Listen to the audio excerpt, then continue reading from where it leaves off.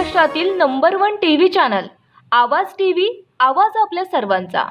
धुळे जिल्ह्यात अवकाळी पावसामुळे 6000 हेक्टरपेक्षा अधिक क्षेत्रावर पिकांचं नुकसान। जिल्ह्यातील 11000 शेतकरी अवकाळी पाऊस गारपिटीने बाधित।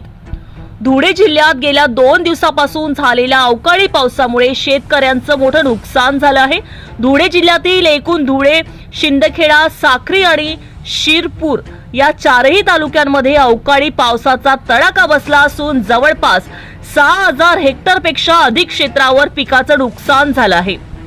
जिल्ह्यातील 11000 शेतकरी अवकाळी पाऊस गारपिटीने बाधित झाले असून अवकाळी पावसामुळे रब्बी हंगामातील गहू, हरभरा, कांदा, मक्का, केळी तसेच पपई पिकांना मोठा फटका बसला आहे।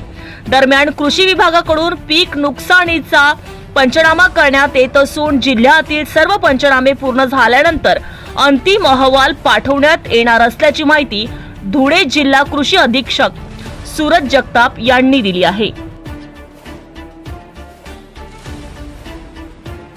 हां सर, 18 मार्च 2023 रोजी धुळे जिल्ह्यामध्ये काही भागामध्ये गारपीट, वादळी वाऱ्यासह पाऊस झाला। त्यामध्ये साधारणतः 156 गावांमध्ये 11000 शेतकऱ्यांचे 6628 हेक्टर एवढे नुकसान झाले। यामध्ये गहू, ज्वारी, मका, पपई, केळी अशा मुख्य पिकांचा समावेश आहे। जिल्ह्यामध्ये सर्वात जास्त नुकसान सागरी भागात झालेले आहे। यामध्ये मुख्य पिकाचे नुकसान म्हणजे कांदा या मुख्य पिकाचं नुकसान आढळून आलेले आहे। जिल्हा प्रशासनाच्या वतीने मान्य जिल्हाधिकाऱ्यांनी सर्व यंत्रणांना